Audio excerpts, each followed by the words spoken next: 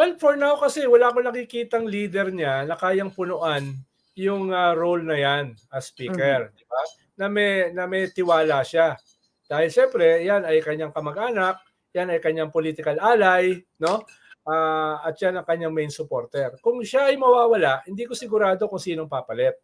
Pero Oo. definitely ang gusto kasi nila kung yung proposal ay manggagaling kay ex-human rights lawyer na may sariling bolang kristal, magdadalawa, tatlong isip ako na 'yan ay, seryosohin. Dahil siyempre malinaw Ah, naman yung kanyang loyalty na kay oo. Duterte, 'di ba? Mhm. Kahit sinopla siya nung last year dun sa kanyang mga sinasabi tungkol sa ICC, nandun pa rin siya, dahil loyal daw Ah, siya kay Sara. Kung sa kanya manggagaling ang suggestion, ide-dedma ko na lang muna. Kung ako yung oo. presidente, dahil Ang malinaw naman sabi kung niya sino kasi yung Sek, loyalty. naalala ko 'to, sabi ni, Sek Harry, parang nagiging liability na raw si Speaker Martin kay PBBM, 'yan ang, sabi niya. Well, po Liability.